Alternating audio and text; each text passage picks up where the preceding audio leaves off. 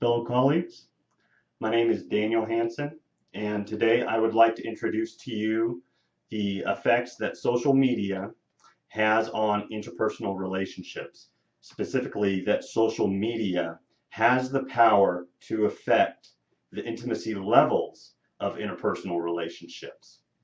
First, we need to understand a little bit more about a few terms we're going to use here. Impression formation, first of all. Impression formation is basically how people view you and how that affects how you interact with them. Impression management are tactics that you use to control how you think people view you. And finally, self-disclosure. Self-disclosure is the ability to indulge another person with intimate information about yourself in a safe surrounding, in a safe emotional environment. So self-disclosure is an essential part to building intimacy in interpersonal relationships. If void of intimacy, a human's health will actually deteriorate. It is bad for you. And studies back this up. In fact, in the 1930s and 1940s, they found in American orphanages that infants and children were dying at a rapid pace. And the reason they found this to be fascinating and what was affecting this is they were not receiving physical and emotional interaction and contact. Eventually, other studies actually coined the term emotional starvation. It was killing these children. And this need grows with us and stays with us into adulthood. We need to have interpersonal closeness to be healthy. So self-disclosure is accomplished through interactions and communications which allow for safety from judgment in the interactive environment. And what we need to understand is how social media affects this. Now, social media has become extremely popular for communicating and for keeping up in interpersonal relationships. Social media touts that the platform helps build and sustain relationships. The popularity shows that there may be validity to these claims. Now, online disposition, we know, does actually help people that have reservations in this to speak outside of this platform, to self-disclose in this platform. And we need to examine these factors to determine if this platform's effect on interpersonal closeness is positive or negative.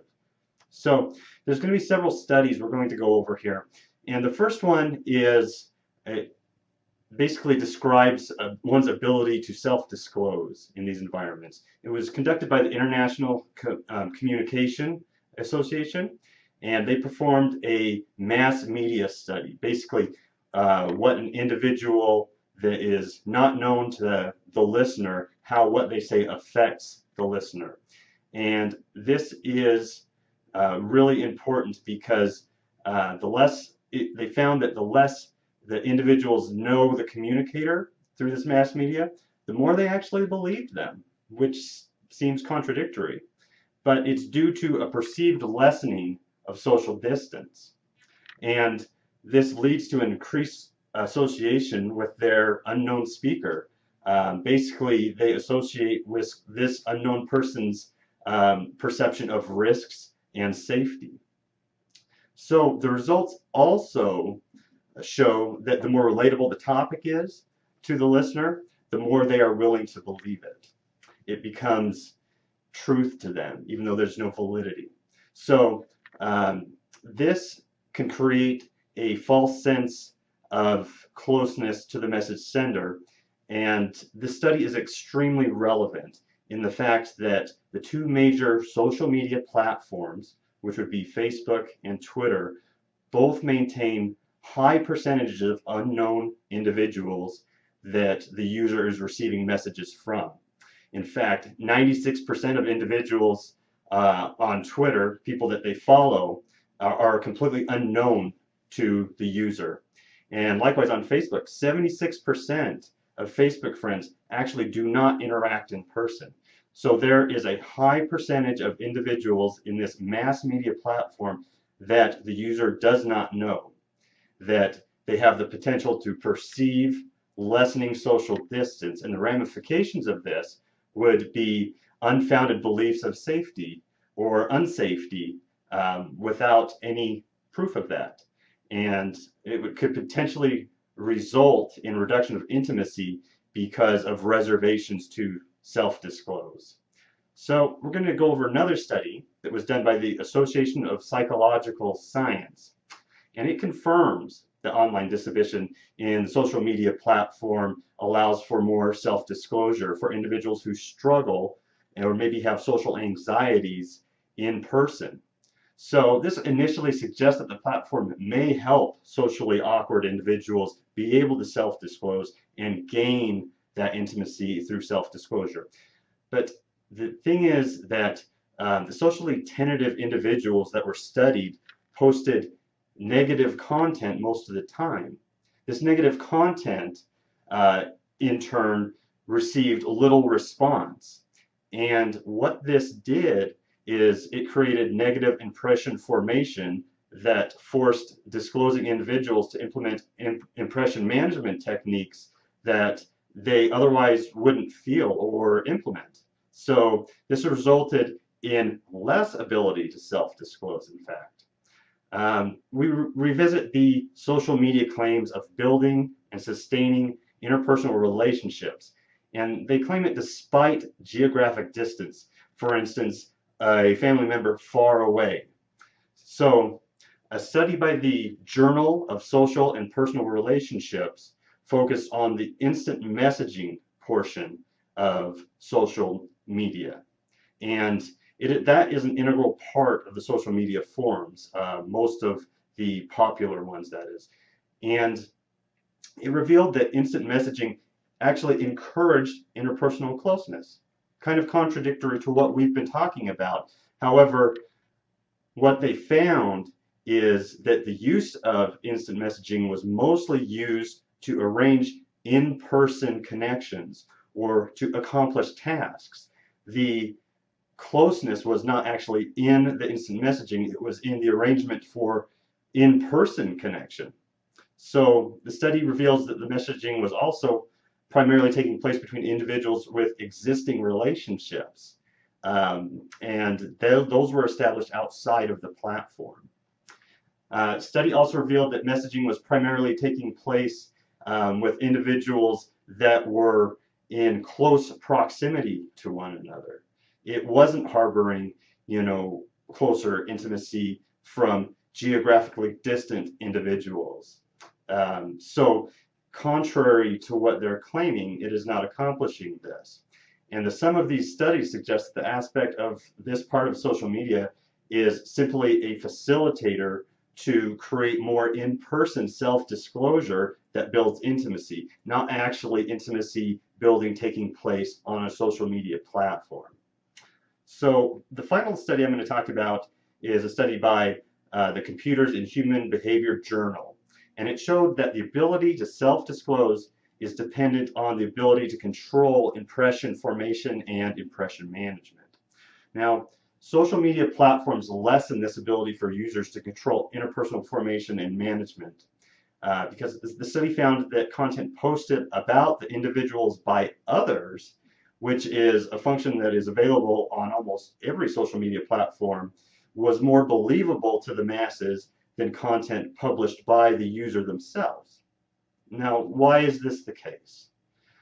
It's because the audience perceives that the content an individual is posting has certain agendas to it, and they believe that what other people are posting has more validity to who and what that person is than what the person themselves is posting. This results in a less control of impression formation. And this lack of impression management control compels users to implement impression management strategies they otherwise would not be acting upon. Another aspect of this that they studied is that any part of self-disclosure or impression management had to account for a very large audience, a mass audience. Think about your own social media friends. You may have coworkers, you may have very close friends. You may have intimate partners.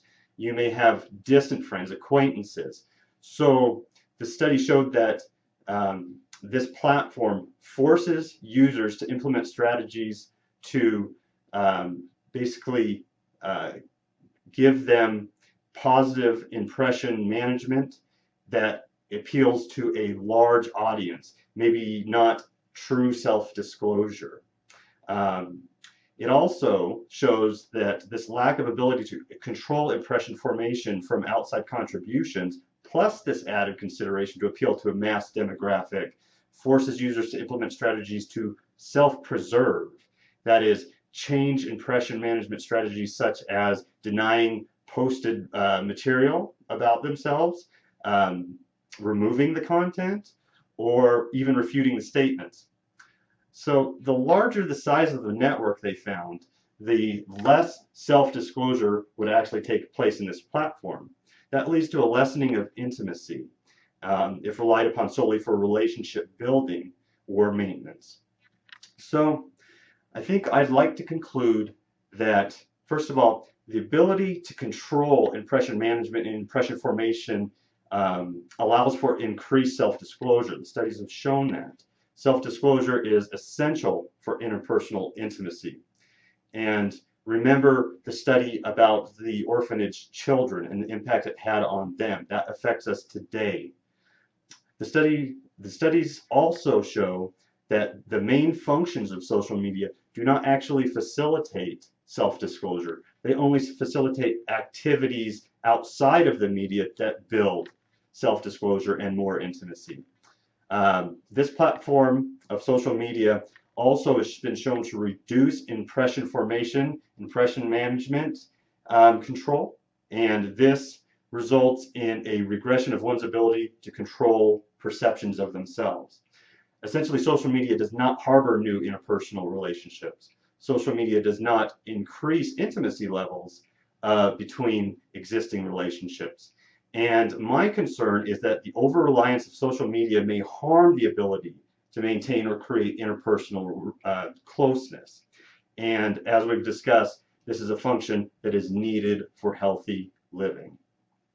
So we must study this more to find out if we need to adjust the platform to create our lives in a more healthy environment. Thank you so much for your time and for hearing my words out. Again, sincerely, thank you.